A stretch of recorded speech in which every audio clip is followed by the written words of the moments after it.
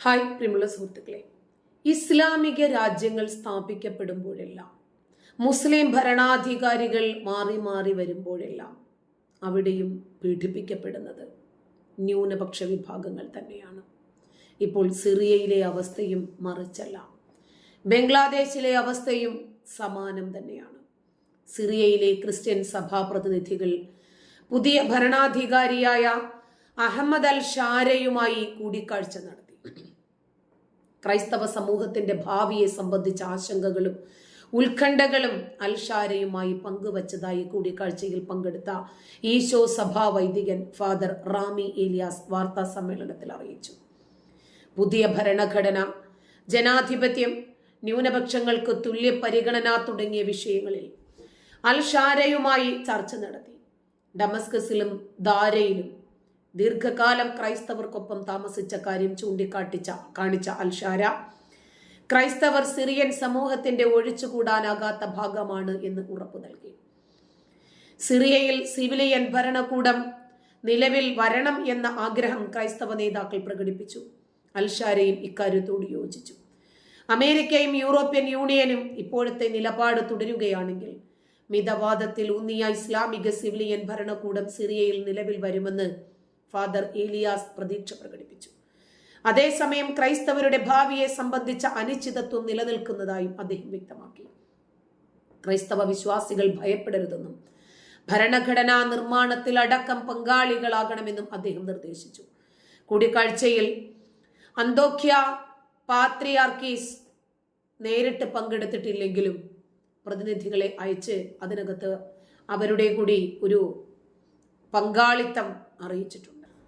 Syria ഭരിച്ചിരുന്ന Bashar al Asad അപകടകാരിയായ കശാപ്പുകാരൻ എന്നറിയപ്പെടുക മാത്രമല്ല, ഏതാണ്ട് 100,000-ഓളം ജനങ്ങളെയാണ് അദ്ദേഹം കാക്കയെയും പൂച്ചയെയും കോഴിയെയും ഒക്കെ കശാപ്പ് ചെയ്യുന്നതിനേക്കാൾ ലാഘവത്തോടുകൂടി നുറുക്കി കളഞ്ഞത്. ഇന്ന് അയാൾ എവിടെ?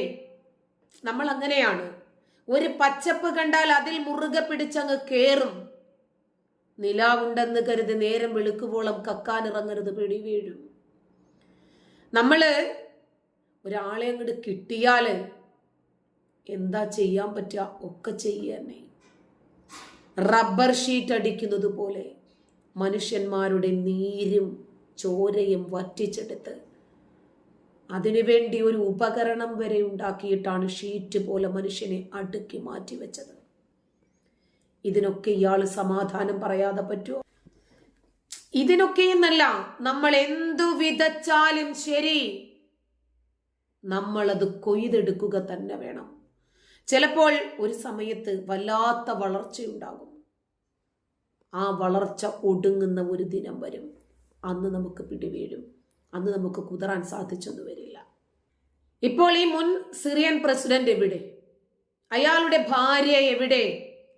എല്ലാ കാലത്തും അധികാര കസേരയിൽ അമർന്നിരിക്കാമെന്ന് വിചാരിച്ച് സാധാരണക്കാരനോട് കുതിര കയറിയപ്പോൾ ചിന്തിച്ചില്ല, എന്നെ പോലെ മജ്ജയും മാംസവുമുള്ള മനുഷ്യരാണ് അവരെന്ന്.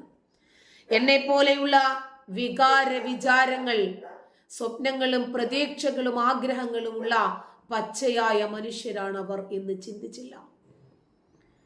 ഇപ്പോ മുൻ സിറിയൻ പ്രസിഡന്റായ ഏകാധിപതി എന്ന് വിശേഷിപ്പിക്കപ്പെട്ട ബാഷർ അൽ അസദിന്റെ ജീവൻ അപകടത്തിലാണ്. ഇതിങ്ങനെയേ വരൂ. ഈ നരാധമന്റെ മുമ്പിൽ ജീവന് വേണ്ടി കേണ് നിലവിളിച്ച ലക്ഷക്കണക്കിന് മനുഷ്യരുണ്ടായിരുന്നില്ലേ? അയാള് ചിന്തിച്ചോ, ഞാനും ഇതുപോലെ ഒരു ദിനം നിൽക്കേണ്ടി വരുമെന്ന്. ഇയാളെ കൊലപ്പെടുത്താൻ വരെ ശ്രമം നടന്നിട്ടുണ്ടെന്നാണ് ഇപ്പോൾ റിപ്പോർട്ട് പുറത്തു വരുന്നത്. അസദിനെ വിഷം കൊടുത്ത് കൊല്ലാൻ സാധ്യതയുണ്ട് എന്ന് മാധ്യമങ്ങളും റിപ്പോർട്ട് ചെയ്യുന്നുണ്ട്. ഇയാൾക്കിപ്പോൾ ശ്വാസം എടുക്കാൻ പറ്റുന്നില്ലെന്നാണ് ഏറ്റവും പുതിയ റിപ്പോർട്ട്. നിലവിൽ അസദിന്റെ ആരോഗ്യനില തൃപ്തികരമാണോ അല്ലേ എന്നുള്ള റിപ്പോർട്ടുകൾ പോലും പുറത്തു വരുന്നില്ല. ഇയാൾക്ക് അഭയം നൽകിയിരിക്കുന്ന റഷ്യ പോലും ഇതുവരെ ഈ വിഷയത്തിൽ പ്രതികരിച്ചിട്ടില്ല. മാനുഷികമായ പരിഗണനകൾ അർഹിക്കുന്നവർക്കാണ് നൽകേണ്ടത്. എല്ലാവർക്കും വാരിക്കോരി നൽകരുത്, പണി കിട്ടും. പാത്രമറിഞ്ഞ് വിളമ്പണമെന്ന് കേട്ടിട്ടില്ലേ? അതുപോലെ ലക്ഷക്കണക്കിന് ജനങ്ങളുടെ ജീവനും അവരുടെ ആഗ്രഹങ്ങൾക്കും പ്രതീക്ഷകൾക്കും ഒരു വിലയും കൽപ്പിക്കാത്ത ഇയാളുടെ ജീവന് വില കൽപ്പിക്കാൻ റഷ്യയോ? കഴിഞ്ഞ വർഷം ഡിസംബർ 8 മുതൽ റഷ്യൻ പ്രസിഡന്റ് വ്ളാഡിമിർ പുടിന്റെ സംരക്ഷണത്തിലാണ് അസദ്. മോസ്കോയിലാണ് താമസിക്കുന്നത്. SVR എന്ന ഓൺലൈൻ ജേർണലാണ് ഈ അവകാശവാദം ഉന്നയിച്ചിരിക്കുന്നത്.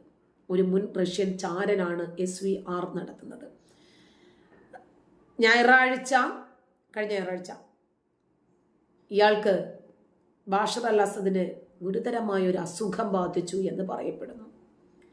59-കാരനായ ഈ ബാഷർ അൽ അസദ് അടിയന്തിരമായ വൈദ്യസഹായം അയാൾക്ക് ആവശ്യമായി വരുന്നു. ആരോഗ്യവാനായിരുന്ന ഒരു മനുഷ്യന് പെട്ടെന്ന് എന്ത് സംഭവിച്ചു എന്നതൊരു ചോദ്യമാണ്. അതിനു മുമ്പാണ് ഭാര്യയ്ക്ക് ഇയാളെ വേണ്ട ഒഴിവാക്കി അവരവരുടെ രാജ്യത്തേക്ക് മടങ്ങിപ്പോകാൻ പോകുന്നു എന്നൊക്കെ കേട്ടത്. തികച്ചും ഒറ്റപ്പെടുന്ന ഒരു സമയം അനുഭവിക്കണം. ആസാദ് ഉറക്ക ചുമയ്ക്കുകയും ശ്വാസം മുട്ടുകയും ഒക്കെ ചെയ്യുന്നു എന്നാണ് ഇപ്പോൾ പുറത്തുവരുന്ന റിപ്പോർട്ട്. അന്വേഷണത്തിൽ ഇയാളുടെ ശരീരത്തിൽ വിഷം കലർന്നു എന്നാണ് കണ്ടെത്തിയത്.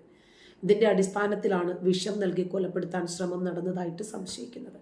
മോസ്കോയിലെ വസതിയിൽ ചികിത്സയിലാണ് അസദ് ഇപ്പോൾ. ഇക്കാര്യത്തിൽ റഷ്യയുടെ ഭാഗത്ത് നിന്ന് ഇതുവരെ ഒരു പ്രതികരണവും ഉണ്ടായിട്ടില്ല. വെടക്കാക്കി തനിക്കാക്കുക എന്നൊരു രീതി കേട്ടിട്ടില്ലേ? അതെ, അക്കണ്ട മനുഷ്യന്മാരൊക്കെ അനുഭവിച്ച വേദനകളും യാതനകളും മുന്നിൽ അവരോടൊപ്പമുള്ള ആളുകളുടെ ജീവൻ എടുക്കുന്നത് കണ്ടു നിന്ന് അലമുറയിട്ട മനുഷ്യന്മാരുടെ വേദന തിരിച്ചറിയണം. ബാഷർ അൽ അസദ് വിചാരിക്കുന്നത് അയാള് മോസ്കോയിൽ സുരക്ഷിതനാണെന്നാണ്. പക്ഷേ റഷ്യക്ക് ഈ അപകടകാരിയായ കശാപ്പുകാരനെ സംരക്ഷിക്കാൻ കഴിയുമോ എന്നതൊരു ചർച്ചയാണ്. അതിനിടയിൽ സിറിയയ്ക്കും ഇപ്പൊ പണി കിട്ടിക്കൊണ്ടിരിക്കുകയാണ്. സിറിയയ്ക്ക് ഇയാളെ സംരക്ഷിക്കാൻ പൂർണ്ണ ഉത്തരവാദിത്വം കൊണ്ട് ഏറ്റെടുത്തതാണ് സംരക്ഷിക്കാമെന്ന്. അപ്പോൾ സംരക്ഷിക്കണം, അതാണല്ലോ ഇന്ത്യ. ഷെയ്ഖ് ഹസീനയ്ക്ക് സംരക്ഷണം ഏർപ്പാട് ചെയ്തു. അതേ, സംരക്ഷിക്കാൻ ഇന്ത്യ ബാധ്യസ്ഥരാണ്, സംരക്ഷിക്കുകയും ചെയ്യും. കഴിഞ്ഞ വർഷം സിറിയയിൽ അർദ്ധരാത്രി നടത്തിയ അതിസാഹസികമായ ഒരു ഓപ്പറേഷന്റെ വിവരങ്ങളാണ് ഇസ്രായേൽ വ്യോമസേന ഇപ്പോൾ പുറത്തുവിടുന്നത്. സിറിയയിലെ ഇറാൻ സഹായത്തോടുകൂടി പ്രവർത്തിക്കുന്ന ഭൂഗർഭ മിസൈൽ നിർമ്മാണ കേന്ദ്രം 120 ഇസ്രായേലി കമാൻഡോകൾ തകർത്തതിന്റെ വിശദാംശങ്ങളാണ് പരസ്യപ്പെടുത്തിയിരിക്കുന്നത്. അപ്പൊ സിറിയ അതിനേക്കാൾ വലിയ പ്രതിസന്ധിയിലാണ്. ഇറാനാണ് ഇവരെയൊക്കെ സഹായിച്ചുകൊണ്ടിരിക്കുന്നത്. ഹൂതികളെ ആണെങ്കിലും ഹിസ്ബുള്ളയെ ആണെങ്കിലും ഹമാസിനെ ആണെങ്കിലും ഐസിസിനെ ആണെങ്കിലും ഇറാൻ സഹായിച്ചു കൊണ്ടുവരുന്നുണ്ട്. 2024 സെപ്റ്റംബർ 8 ഓപ്പറേഷൻ മെനി വെയ്സ് എന്ന് പേരിട്ട ഈ ദൗത്യം സിറിയയിൽ വിജയകരമായി ഇസ്രായേൽ പൂർത്തീകരിച്ചത്. പടിഞ്ഞാറൻ സിറിയയിലെ മാസ്യഫ് എന്ന് പറയുന്ന പ്രദേശത്തിന് സമീപമുള്ള ഡീപ്പ് ലെയർ എന്നറിയപ്പെടുന്ന ഭൂഗർഭ മിസൈൽ കേന്ദ്രമാണ് തകർത്തത്. സിറിയൻ വ്യോമസേനയുടെ ശക്തി കേന്ദ്രമായി കരുതപ്പെടുന്ന മേഖലയിലാണ് ഇസ്രായേൽ വിജയകരമായി ദൗത്യം പൂർത്തിയാക്കിയത്. സിറിയയിലെ അസദ് ഭരണകൂടത്തിനും ലെബനനിലെ ഹിസ്ബുള്ളയ്ക്കും മിസൈലുകൾ വിതരണം ചെയ്യാനുള്ള ഇറാന്റെ മിസൈൽ നിർമ്മാണ പദ്ധതിയാണ് ഈ കേന്ദ്രത്തിൽ നടപ്പിലാക്കിയിരുന്നത് എന്ന് ഇസ്രായേൽ തന്നെ പറയുന്നു. ഒരു ഇസ്രായേൽ സൈനികന് പോലും പോറലേൽക്കാതെയായിരുന്നു ഈ ദൗത്യം. ഇസ്രായേൽ വ്യത്യസ്തമായ രൂപത്തിലുള്ള ഓപ്പറേഷനുകളിലൂടെയാണ് ഓരോ ദൗത്യവും പൂർത്തീകരിച്ചു കൊണ്ടിരിക്കുന്നത്. കാരണം ഇസ്രായേലിന് നിലനിന്നേ മതിയാകൂ. സിറിയയിലെ ആയുധപ്പുരകൾ ഇനിയും എത്തുന്നത് ഐസിസ് എന്ന് പറയുന്ന ഭീകരവാദികളുടെ കരങ്ങളിലായിരിക്കും. അതുകൊണ്ട് ആയുധപ്പുരയെ ഇല്ലാതാക്കി അയൽവാസികളെ ഏത് രൂപത്തിലാണ് നിരായുധരാക്കേണ്ടത് എന്ന അജണ്ടയാണ് ഇസ്രായേലിന്റെ ഈ ചിഹ്നങ്ങളിൽ ഇപ്പോൾ നടപ്പിലാക്കിക്കൊണ്ടിരിക്കുന്നത്. നന്ദി.